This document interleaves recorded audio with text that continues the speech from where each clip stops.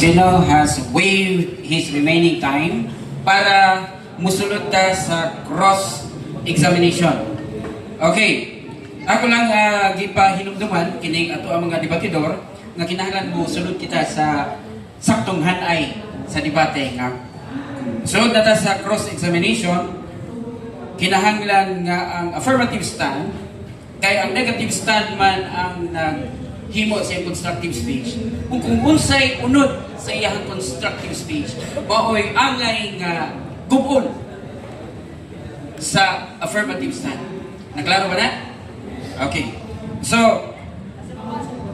ang cross-examination magsugod na. Okay, unang pangutana, Mr. Argesino. Sumala sa gisaysay nimo nga ang authority mga Israelita lang. Akong pangutana sa imo ha. Ang Seventh-day Adventist, Muslim o Christian? Ang Seventh-day Adventist, Muslim ba ang tawag ni Christian? O mas topic kung Muslim ba na sa Christian? Categorical, pili. Objection, Mr. Moderator. Ipakalit.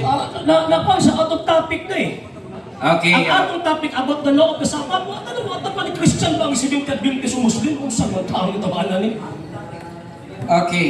Moderator's time. Objection to, moderator. So, wala sila magkasinabot sa ilahang question. Moderator. Answer. Moderator's Moderator's time. Moderator's time. Okay, pag hulat lang ha, kay moderator's time. Pag moderator's time, stop na to ang time.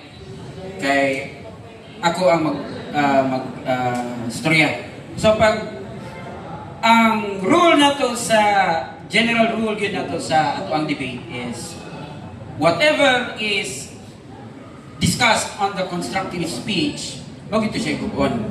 Karon, ang question sa affirmative is categorical. However, we have to qualify kung ang maong question ba, haon ba sa ato ang tema, no? Nga